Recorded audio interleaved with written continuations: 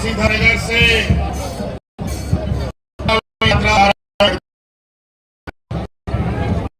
अभी हम विधानसभा आप इसी घरवा विधानसभा में पहुंचे हैं। जिला में प्रधानमंत्री की पावन धरती पर आए सभी माताएं, बहनें, बूढ़े बुजुर्ग, नौजवान साथी, मंच पर बैठे हमारे गठबंधन दल के सभी नेतागण, सबका हार्दिक अभिनंदन करते हुए मैं सबको जोहार करता हूं। साथियों, ये चुनाव फिर से इस राज्य में घोषणा हो गई, लेकिन ये चुनाव अपने निश्चित सीमा से पहले चुनाव का घोषणा हुआ है। ये झारखंड के इतिहास में पहली बार हमारे सरकार को अभी पूरा होने में और भी समय, लेकिन चुनाव आयोग ने अपने संवैधानिक ताकतों का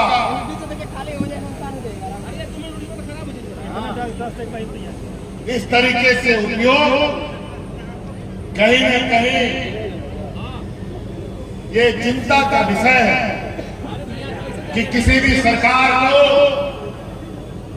अपने समय सीमा तक काम क्यों नहीं करने दिया जा रहा। आज जिस तरीके से संवैधानिक संस्थाएं केंद्र सरकार की कठपुतली बनकर भारतीय जनता पार्टी के विरोध आवाज उठाने वाले लोगों की आवाजों को कुचला जा रहा है, वो देश में किसी से छुपा नहीं और जीता भी नहीं। और उसका जीता जाता उदाहरण आज आपके सामने ये हेमंत सोरेन खड़ा है। भैया तो कुछ करना है तो भैया से करो। आज ये लोगों ने 2 साल तक मुझे बेवजह बेबुनियाद आरोप पर पहले तो सरकारी कामों में अड़चने डाली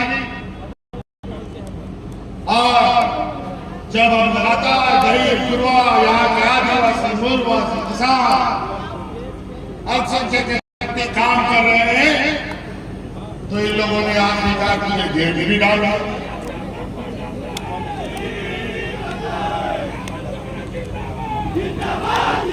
लेकिन इन लोगों ने सरकारें सोचा कि जैसे और सब राज्यों में भारतीय जनता पार्टी के अंदर भ्रष्ट नेता धूप में देख करके उनकी पार्टी में जा रहे हैं, हम पर झूठा आरोप लगा करके उनके सामने हेमंत सोरेन भी बनाते हैं।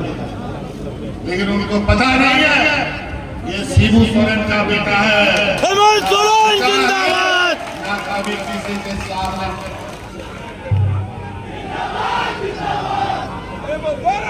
इसलिए जिंदाबाद जिंदाबाद जिंदाबाद। जो हमारी संवेदना है इस राज्य के लिए, जो हमारा संकल्प है, जब तक हम उसको पूरा नहीं करेंगे तब तक हमें कोई रोक नहीं सकता। आज इसीलिए इनको तकलीफ है यहाँ की महिलाओं को सशक्त करने का, इनको तकलीफ है यहाँ के किसानों को मजबूत करने का। क्या हुआ, किसानों का आज उन्नत करने की बात करने वाली है भारतीय जनता पार्टी के लोग कहां चले गए?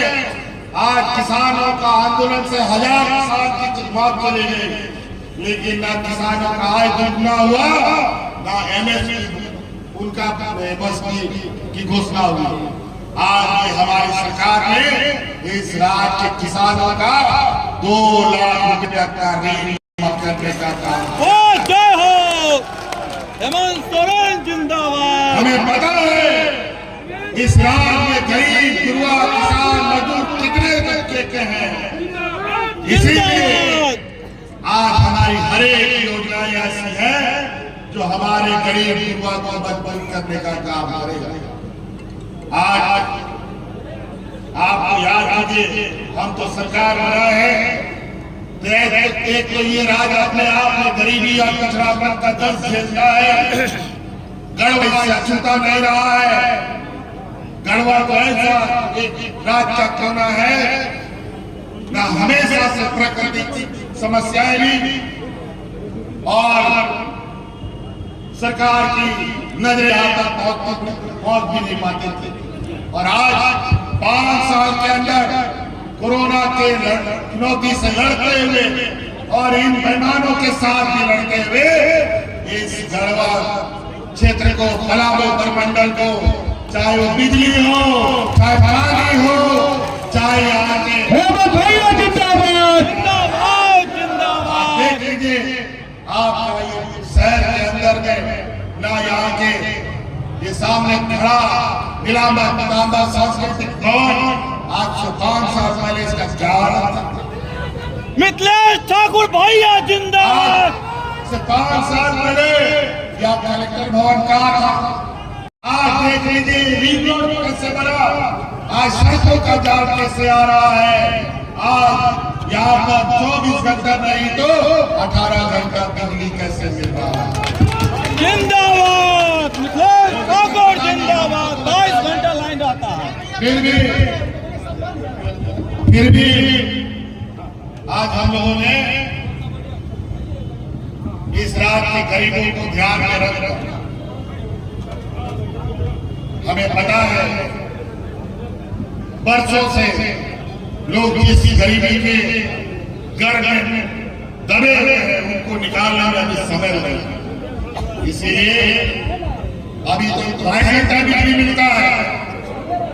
जब बिजली 8 चौबीस खेलती थी उस समय न जाने कितने गरीबों का बिजली का बकाया कितना हो गया। बिजली आ जाता लेकिन बिजली का बिल आ जाता था। लेकिन आज इस राज्य में सभी गरीबों का बिजली बिल माफ करने का अधिकार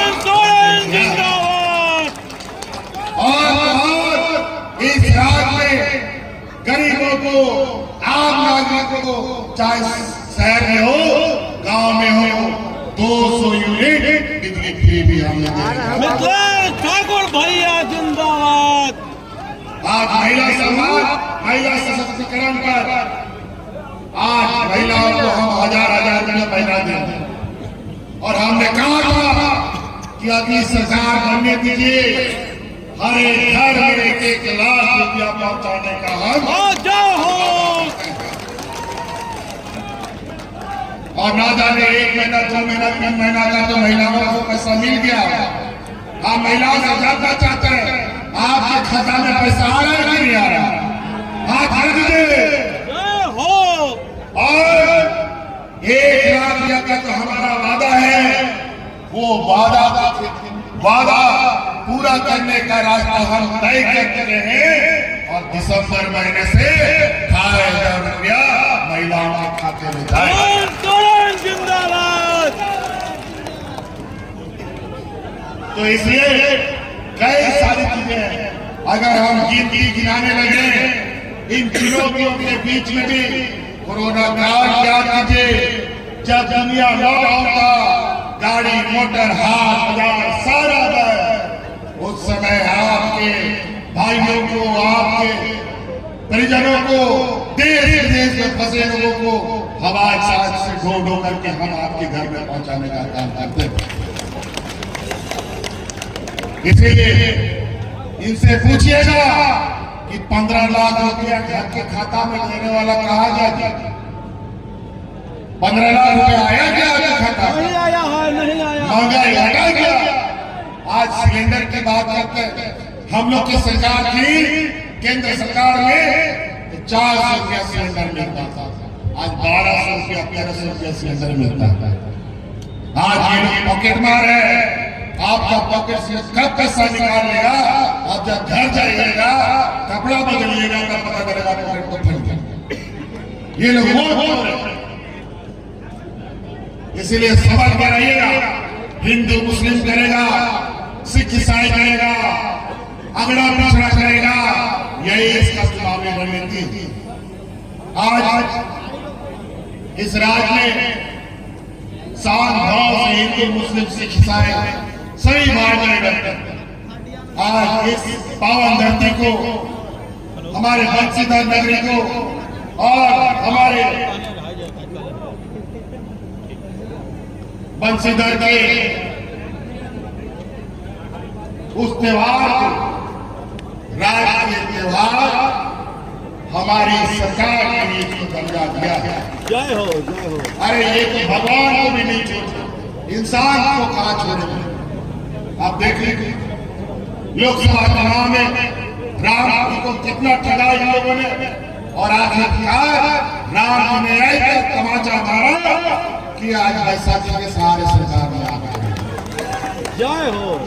अभी तो 5 साल इन लोगों को हमने सत्ता से बेदखल किया है, और 5 साल का दर्द इतना छछरा कि हमको भी जेल में डाल दिया। लेकिन चिंता मत कीजिए, अभी तो हमें इन लोगों ने इतना परेशान किया कि ये भाजपा 5 साल सत्ता से बाहर आकर के ये सूख रही है, बूंद बूंद इसका खून सूख रहा है। अगली बार जब हम सत्ता से इसको बाहर करेंगे तो इनका पूरा का पूरा पेड़ सूख जाएगा। व्यापारियों की ये जमात, ये भारतीय जनता पार्टी की जमात नहीं है, ये गुजरातियों की जमात है, व्यापारियों की जमात है। इनको आप बोरा में भरो और गुजरात के समंदर में डाल दीजिए काम करो। इसीलिए 13 तारीख को आपके यहाँ चुनाव होगा। आज हमने पहली बार चुनाव प्रचार प्रसार प्रारंभ किया है। क्या हम आप लोगों से जानना चाहते हैं? झारखंड मुक्ति मोर्चा जलवा विधानसभा जरूर जीतेगा। रिकॉर्ड मत से जो भी प्रत्याशी आए उनका जमानत जब्त करने का काम गढ़वाल की जनता को करना है। मिथिलेश ठाकुर भैया ये जिंदाबाद।